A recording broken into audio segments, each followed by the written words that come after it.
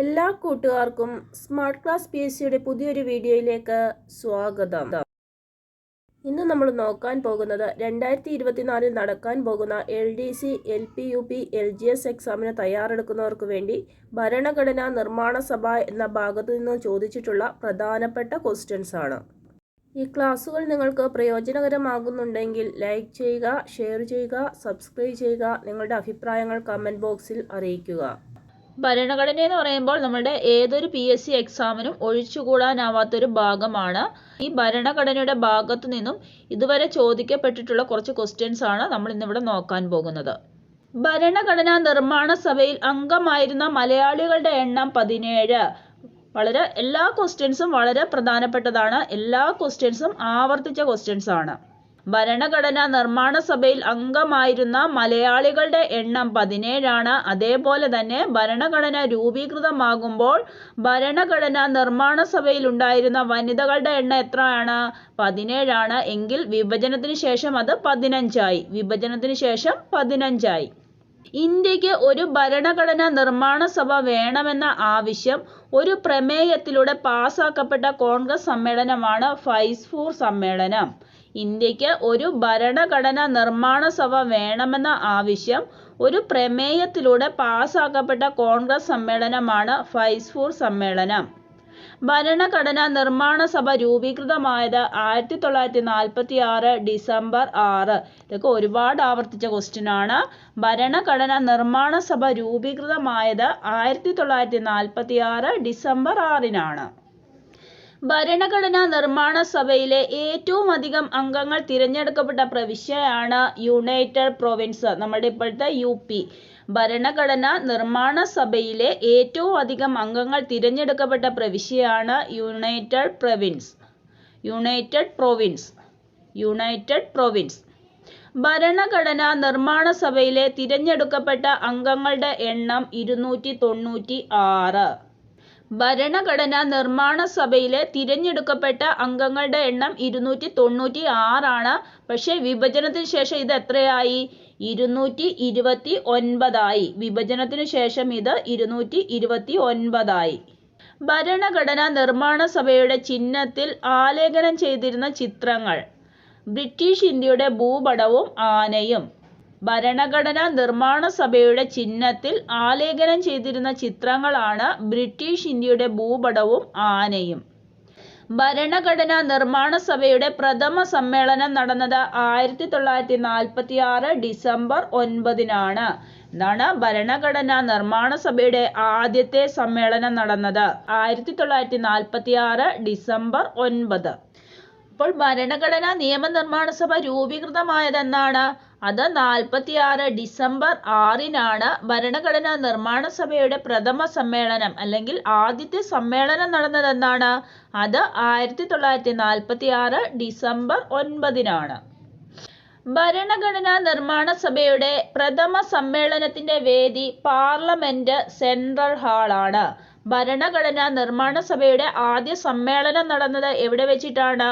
പാർലമെന്റിലെ സെൻട്രൽ ഹാളിൽ വെച്ചിട്ടാണ്. ഭരണഘടനാ നിർമ്മാണ സഭയുടെ അവസാന സമ്മേളനം നടന്നത് 1950 ജനുവരി 24. ഭരണഘടനാ നിർമ്മാണ സഭയുടെ അവസാന സമ്മേളനം നടന്നത് 1950 ജനുവരി 24-നാണ്. ഇന്ത്യക്കാർക്ക് അവരുടെ സ്വന്തം ഭരണഘടന തയ്യാറാക്കാനുള്ള നിർദ്ദേശം കൊണ്ടുവന്ന പ്ലാനാണ് വേവൽ പ്ലാന്. വർഷമെന്നാണ്? 1945. ഇന്ത്യക്കാർക്ക് അവരുടെ സ്വന്തം ഭരണഘടന തയ്യാറാക്കാനുള്ള നിർദ്ദേശം കൊണ്ടുവന്ന പ്ലാനാണ് വേവൽ പ്ലാന്. വേവൽ പ്ലാൻ വന്ന വർഷമെന്നാണ്? 1945. ഭരണഘടനാ നിർമ്മാണ സഭയുടെ സ്ഥിരം അധ്യക്ഷനാണ് ഡോക്ടർ രാജേന്ദ്ര പ്രസാദ്.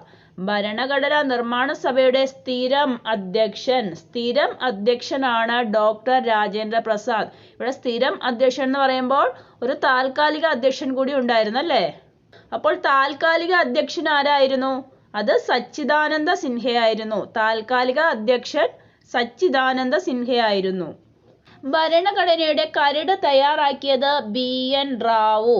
ഭരണഘടനയുടെ കരട് തയ്യാറാക്കിയത് BN Rao.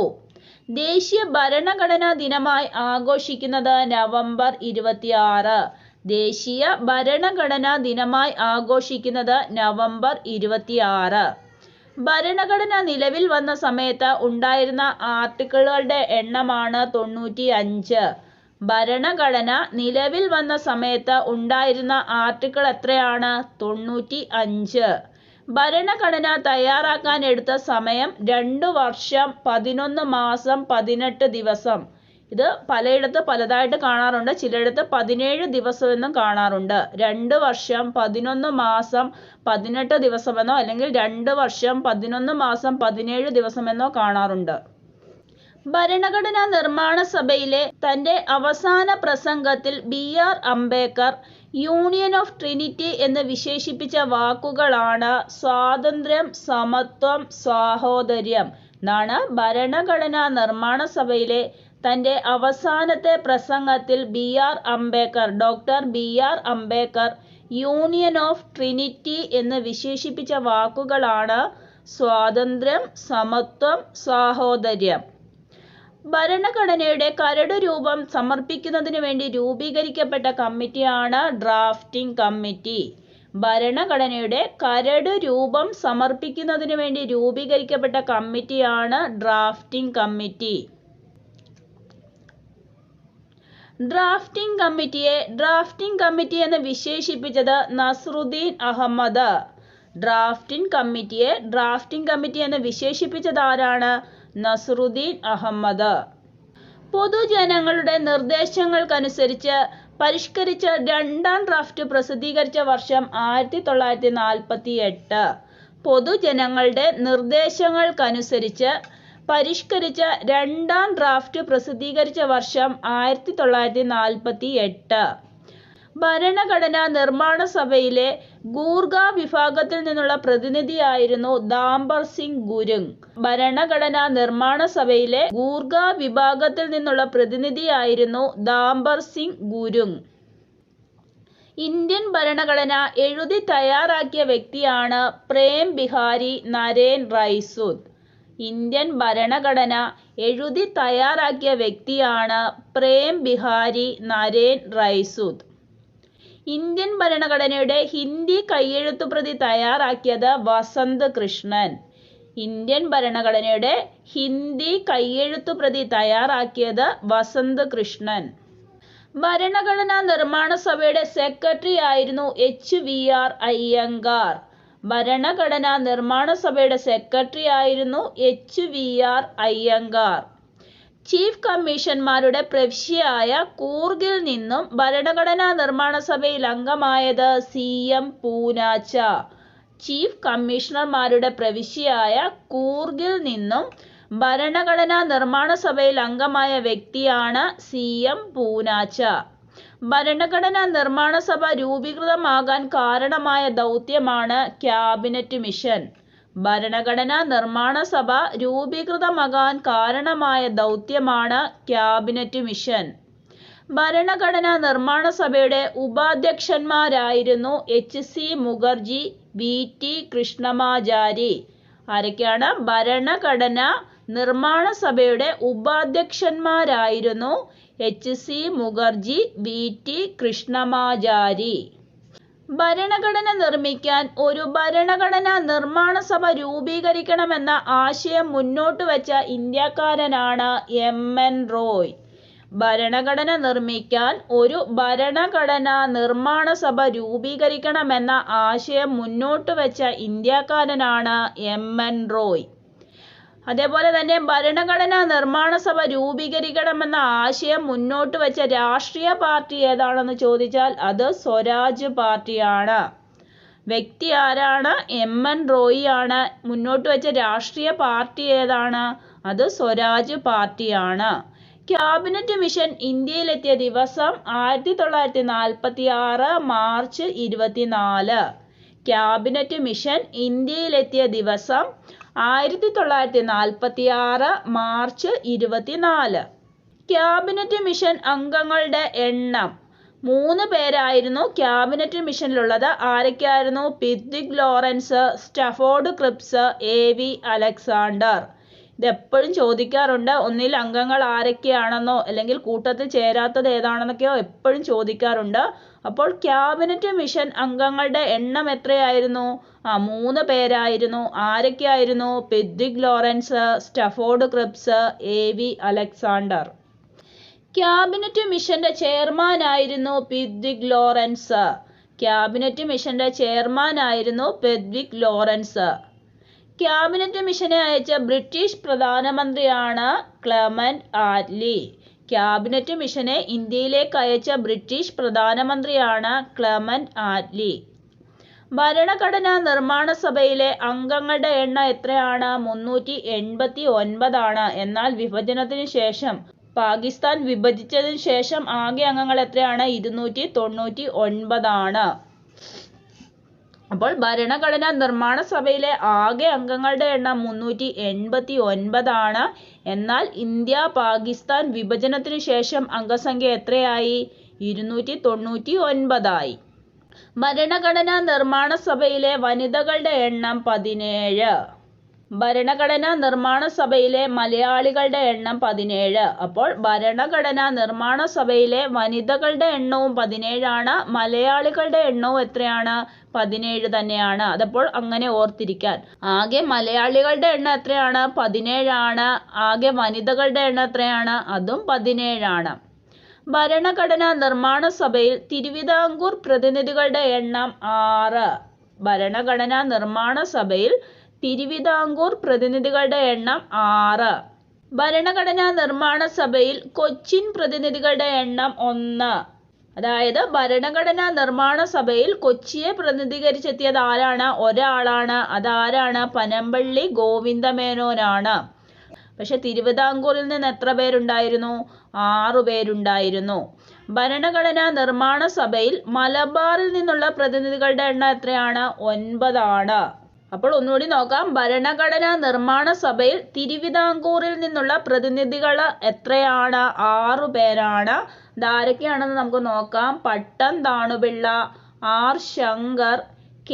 Muhammad, P.S. Nataraja Pillai, P.T. Chacko, Annie Mascarene. ഇങ്ങനെ 6 പേരാണ് തിരുവിതാംകൂറിൽ നിന്ന് എത്തിയത്. കൊച്ചിയിൽ നിന്ന് ആരാണ് വന്നത്? പനമ്പള്ളി ഗോവിന്ദമേനോനാണ്. മലബാറിൽ നിന്ന് എത്ര പേരുണ്ടായിരുന്നു? 9 പേരുണ്ടായിരുന്നു. മലബാറിൽ നിന്ന് 9 പേരുണ്ടായിരുന്നു. ഭരണഘടനാ നിർമ്മാണ സഭയിൽ മലയാളി വനിതകളുടെ എണ്ണം 3. വളരെ പ്രധാനപ്പെട്ട ഒരു ക്വസ്റ്റ്യൻ ആണിത്. ഭരണഘടനാ നിർമ്മാണ സഭയിൽ മലയാളി വനിതകളുടെ എണ്ണം 3. നമ്മൾ പറഞ്ഞു ആകെ 17 വനിതകളാണ് ഉണ്ടായിരുന്നത്. അതിൽ 3 പേര് മലയാളികളാണ്. അതാരൊക്കെയാണ്? അമ്മു സ്വാമിനാഥൻ, ആനി മസ്ക്രിൻ, ദാക്ഷായണി വേലായുധൻ. 3 പേരാണ് മലയാളികളായിട്ടുള്ളത്. അതാരൊക്കെയാണ്? അമ്മു സ്വാമിനാഥൻ, ആനി മസ്ക്രിൻ, ദാക്ഷായണി വേലായുധൻ. ഭരണഘടനാ നിർമ്മാണ സഭയുടെ ആദ്യ സമ്മേളനത്തിൽ പങ്കെടുത്ത അംഗങ്ങളുടെ എണ്ണം 207. 9 വനിതകളും ഉണ്ടായിരുന്നു. ഭരണഘടനാ നിർമ്മാണ സഭയുടെ ആദ്യ സമ്മേളനത്തിൽ പങ്കെടുത്ത അംഗങ്ങളുടെ എണ്ണം എന്ന് പറയുന്നത് 207 പേരാണ്. അതിൽ എത്ര വനിതകൾ ഉണ്ടായിരുന്നു? 9 വനിതകൾ ഉണ്ടായിരുന്നു. ഭരണഘടനാ നിർമ്മാണ സഭയുടെ ആദ്യ സമ്മേളനത്തിലെ അധ്യക്ഷനായിരുന്നു ഡോക്ടർ സച്ചിദാനന്ദ സിൻഹ. ഭരണഘടനാ നിർമ്മാണ സഭയുടെ ആദ്യ സമ്മേളനത്തിലെ അധ്യക്ഷനായിരുന്നു ഡോക്ടർ സച്ചിദാനന്ദ സിൻഹ.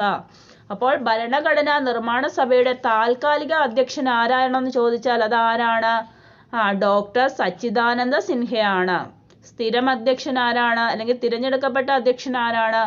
അത് രാജേന്ദ്ര പ്രസാദ് ആണ്. തിരഞ്ഞെടുക്കപ്പെട്ട അധ്യക്ഷൻ രാജേന്ദ്ര പ്രസാദ് ആണ്. ഡോക്ടർ രാജേന്ദ്ര പ്രസാദ് ആണ്. ഭരണഘടനാ നിർമ്മാണ സഭയെ ആദ്യമായി അഭിസംബോധന ചെയ്തത് JB കൃപലാനി. ഭരണഘടനാ നിർമ്മാണ സഭയെ ആദ്യമായി അഭിസംബോധന ചെയ്തത് JB കൃപലാനി. ഭരണഘടനാ നിർമ്മാണ സഭയുടെ ഉപദേശകൻ BN റാവു. ഭരണഘടനാ നിർമ്മാണ സഭയുടെ ഉപദേശകൻ BN റാവു. ഇന്ത്യൻ ഭരണഘടനാ നിർമ്മാണ സഭയിലെ പാഴ്സി പ്രതിനിധിയായിരുന്നു HP മോഡി. ഇന്ത്യൻ ഭരണഘടനാ നിർമ്മാണ സഭയിലെ പാഴ്സി പ്രതിനിധിയായിരുന്നു HP മോഡി. ഇന്ത്യൻ ഭരണഘടനാ നിർമ്മാണ സഭയിലെ ആംഗ്ലോ ഇന്ത്യൻ പ്രതിനിധിയായിരുന്നു ഫ്രാങ്ക് ആന്റണി. ഇന്ത്യൻ ഭരണഘടനാ നിർമ്മാണ സഭയിലെ ആംഗ്ലോ ഇന്ത്യൻ പ്രതിനിധിയായിരുന്നു ഫ്രാങ്ക് ആന്റണി. യുണൈറ്റഡ് പ്രൊവിൻസ് പ്രതിനിധീകരിച്ച മലയാളിയാണ് ജോൺ മത്തായി. യുണൈറ്റഡ് പ്രൊവിൻസ് പ്രതിനിധീകരിച്ച മലയാളിയാണ് ജോൺ മത്തായി. ഭരണഘടനാ നിർമ്മാണ സഭയുടെ രണ്ടാം സമ്മേളനം നടന്ന വർഷം 1946 ഡിസംബർ 11. ഭരണഘടനാ നിർമ്മാണ സഭയുടെ രണ്ടാം സമ്മേളനം നടന്നത് 1946 ഡിസംബർ 11. ഭരണഘടനാ നിർമ്മാണ സഭയുടെ രണ്ടാമത്തെ പ്രസിഡന്റായിരുന്നു രാജേന്ദ്ര പ്രസാദ്. ഭരണഘടനാ നിർമ്മാണ സഭയുടെ തിരഞ്ഞെടുക്കപ്പെട്ട ആദ്യ പ്രസിഡന്റാണ് രാജേന്ദ്ര പ്രസാദ്. അപ്പോൾ ആദ്യത്തെ പ്രസിഡന്റ് ആരായിരുന്നു? സച്ചിദാനന്ദ സിൻഹയായിരുന്നു. താൽക്കാലിക അധ്യക്ഷനായിരുന്നു സച്ചിദാനന്ദ സിൻഹ. രണ്ടാമത് വന്നയാളാണ് രാജേന്ദ്ര പ്രസാദ്. അതായത് തിരഞ്ഞെടുക്കപ്പെട്ട ആദ്യത്തെ പ്രസിഡന്റാണ് രാജേന്ദ്ര പ്രസാദ്. ഭരണഘടനാ നിർമ്മാണ സഭയുടെ മൂന്നാമത്തെ സമ്മേളനം നടന്ന ദിവസം 1946 ഡിസംബർ 13. ഭരണഘടനാ നിർമ്മാണ സഭയുടെ മൂന്നാമത്തെ സമ്മേളനം നടന്നത് 1946 ഡിസംബർ 13. ജവഹർലാൽ നെഹ്റു ലക്ഷ്യപ്രമേയം അവതരിപ്പിച്ചത് മൂന്നാം സമ്മേളനത്തിലാണ്. ലക്ഷ്യപ്രമേയം അംഗീകരിച്ച വർഷം 1947 ജനുവരി 22. ജവഹർലാൽ നെഹ്റു ലക്ഷ്യപ്രമേയം അവതരിപ്പിച്ച തീയതി എന്നാണ്? 1946 ഡിസംബർ 13. 1946 ഡിസംബർ 13 ജവഹർലാൽ നെഹ്റു ലക്ഷ്യപ്രമേയം അവതരിപ്പിച്ചത്. ഈ ലക്ഷ്യപ്രമേയം അംഗീകരിച്ചതെന്നാണ്? അത് 1947 ജനുവരി 22. ലക്ഷ്യപ്രമേയം അംഗീകരിച്ചത് 1947 ജനുവരി 22. ഈ ലക്ഷ്യപ്രമേയമാണ് പിന്നീട് നമ്മുടെ ഭരണഘടനയുടെ ആമുഖമായിട്ട് മാറുന്നത്. ഈ ജവഹർലാൽ നെഹ്റു അവതരിപ്പിച്ച ലക്ഷ്യപ്രമേയമാണ് പിന്നീട് നമ്മുടെ ഭരണഘടനയുടെ ആമുഖമായിട്ട് മാറുന്നത്. ദേശീയ പതാക അംഗീകരിച്ച വർഷം 1947 ജൂലൈ 22. ഇതൊക്കെ എപ്പോഴും ചോദിക്കുന്ന ക്വസ്റ്റ്യൻസ് ആണ്. ദേശീയ പതാക അംഗീകരിച്ച വർഷം 1947 ജൂലൈ 22. ഭരണഘടനയുടെ ഡ്രാഫ്റ്റിംഗ് കമ്മിറ്റി അംഗങ്ങൾ 7 പേരായിരുന്നു ഡ്രാഫ്റ്റിംഗ് കമ്മിറ്റിയിൽ ഉണ്ടായിരുന്നത്. ഭരണഘടനയുടെ ഡ്രാഫ്റ്റിംഗ് കമ്മിറ്റിയിൽ 7 അംഗങ്ങളാണ് ഉണ്ടായിരുന്നത്. ആരൊക്കെയാണ്? Doctor BR Ambedkar, Alladi Krishnaswamy Iyer, Gopalaswami Ayyangar, Muhammad Saadulla, KM Munshi, BL Mittal, DP Khaitan. ഇവിടെ BL മിത്തൽ മാറിയിട്ട് പകരക്കാരനായിട്ട് ആര് വന്നു? മാധവറാവു വന്നു.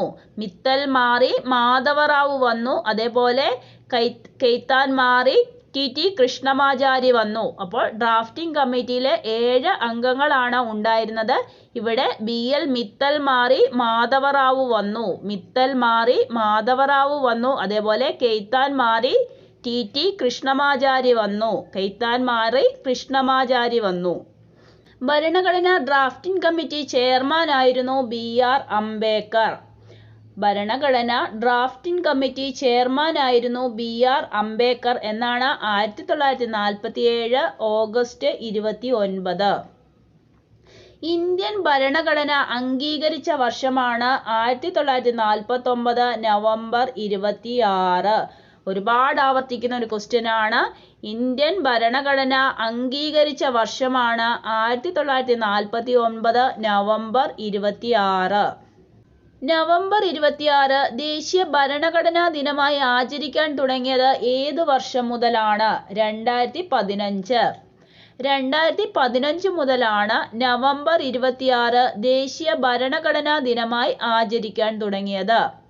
ഇന്ത്യൻ ഭരണഘടന നിലവിൽ വന്നത് 1950 ജനുവരി 26. ഇന്ത്യൻ ഭരണഘടന നിലവിൽ വന്നത് 1950 ജനുവരി 26. ഇന്ത്യൻ ഭരണഘടനയുടെ കവർ പേജ് തയ്യാറാക്കിയത് നന്ദലാൽ ബോസ്. ഇന്ത്യൻ ഭരണഘടനയുടെ കവർ പേജ് തയ്യാറാക്കിയത് നന്ദലാൽ ബോസ്.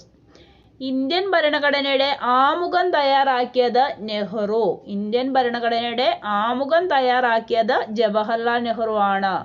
ഇന്ത്യൻ ഭരണഘടനയുടെ ആമുഖം ആരംഭിക്കുന്നത് എങ്ങനെയാണ്? നമ്മൾ ഭാരതത്തിലെ ജനങ്ങൾ. നമ്മൾ ഭാരതത്തിലെ ജനങ്ങൾ എന്നാണ് ഇന്ത്യൻ ഭരണഘടനയുടെ ആമുഖം ആരംഭിക്കുന്നത്.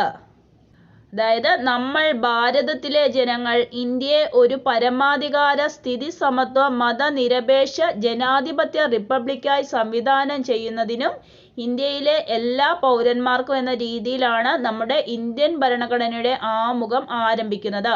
അപ്പോൾ നാം ഭാരതത്തിലെ ജനങ്ങൾ അല്ലെങ്കിൽ നമ്മൾ ഭാരതത്തിലെ ജനങ്ങൾ എന്നാണ് ഇന്ത്യൻ ഭരണഘടനയുടെ ആമുഖം ആരംഭിക്കുന്നത്. ഇന്ത്യൻ ഭരണഘടനയുടെ ആമുഖത്തിലെ ആകെ പദങ്ങൾ 85. ഇന്ത്യൻ ഭരണഘടനയുടെ ആമുഖത്തിലെ ആകെ പദങ്ങളുടെ എണ്ണം 85. ഇന്ത്യൻ ഭരണഘടനയുടെ ആമുഖത്തെ ആത്മാവ്, ഹൃദയം, താക്കോല് എന്നിങ്ങനെ വിശേഷിപ്പിച്ചത് ജവഹർലാൽ നെഹ്റു ആണ്. ഇന്ത്യൻ ഭരണഘടനയുടെ ആമുഖത്തെ ആത്മാവ്, ഹൃദയം, താക്കോല് എന്നിങ്ങനെയൊക്കെ വിശേഷിപ്പിച്ചത് ജവഹർലാൽ നെഹ്റു ആണ്. ഇന്ത്യൻ ഭരണഘടനയുടെ ആമുഖത്തെ തിരിച്ചറിയൽ കാർഡ് എന്ന് വിശേഷിപ്പിച്ചത് N.A. പൽക്കിവാലയാണ്. ആമുഖത്തെ തിരിച്ചറിയൽ കാർഡ് എന്ന് വിശേഷിപ്പിച്ചത് N.A. പൽക്കിവാലയാണ്. അതേപോലെ ആമുഖത്തെ രാഷ്ട്രീയ ജാതകം എന്ന് വിശേഷിപ്പിച്ചത് K.M. മുൻഷി. രാഷ്ട്രീയ ജാതകം എന്ന് വിശേഷിപ്പിച്ചത് K.M. മുൻഷി. ആത്മാവും ഹൃദയവും എന്ന് വിശേഷിപ്പിച്ചത് താക്കൂർദാസ് ഭാർഗവ. ആത്മാവും ഹൃദയവും എന്ന് വിശേഷിപ്പിച്ചത് താക്കൂർദാസ് ഭാർഗവ്. താക്കൂർദാസ് ഭാർഗവ്. ആമുഖത്തെ താക്കോൽ എന്ന് വിശേഷിപ്പിച്ചത് ഏണസ്റ്റ് ബാർക്കർ. ആമുഖത്തെ താക്കോൽ എന്ന് വിശേഷിപ്പിച്ചത് ഏണസ്റ്റ് ബാർക്കർ. ഇന്ത്യൻ ഭരണഘടനയുടെ ആത്മാവ് എന്നറിയപ്പെടുന്നത് ആമുഖമാണ്. ഇന്ത്യൻ ഭരണഘടനയുടെ ആത്മാവ് എന്നറിയപ്പെടുന്നത് ആമുഖമാണ്.